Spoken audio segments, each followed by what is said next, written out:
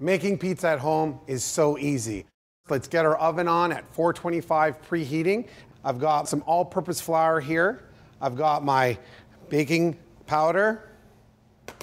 I've got my salt. So let's mix all this together. This pizza dough is a little bit unique. We're not using yeast. It's so fast and easy that the kids can actually make their own dough. So while you're making yours, they can make theirs too. So that's how easy it is. So now we've added our water. We're gonna add our olive oil. We wanna incorporate all those ingredients just with a fork. It's time to get our hands in there. So at this point, we're gonna take a little bit of flour, dust our working area, and I'm just going to cut it in half, just knead it, and it's time to start forming our pizza. Put our flour on a rolling pin, and then we're gonna just start stretching it out. And every time we roll it, as you can see, I'm just spinning the dough. So important when you're using a rolling pin that you don't go off the edge, because what happens is you're gonna start flattening the ends of the dough.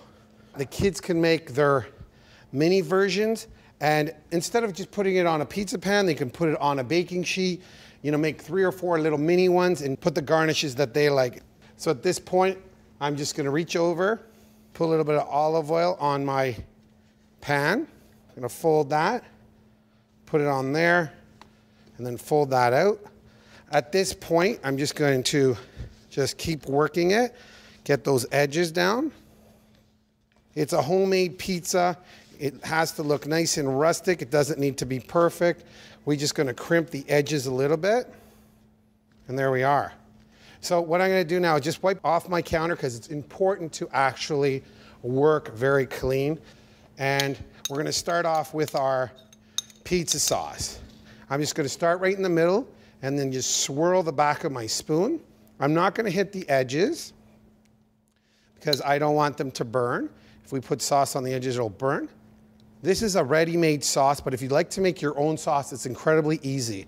Tomatoes, tomato paste, a little bit of oregano, garlic, and you're ready to go. Now it's time to add our garnishes. So let's start with a little bit of pepperoni. And this is where it's fun and it becomes very individual. If you want to do something a little bit more gourmet, you could add mascarpone, you can put Swiss chard on here, arugula, whatever you'd like. A little bit of pesto works too. Now I'm going to take a little bit of our mozzarella cheese, and then, of course, one of my favorite garnishes, mushrooms. A little bit of green pepper, red onion, which gives it a nice pop and good flavor. I'm going to finish with a little bit of cheese on top. I always find that keeps all the garnishes together, and it melts, and you got that great bubbling going on. We want to take a little bit of olive oil and just brush the edges, just lightly, and that's going to give us a nice crispy texture. Put in the oven, bottom rack for about 10 to 15 minutes, and you have homemade pizza for the whole family.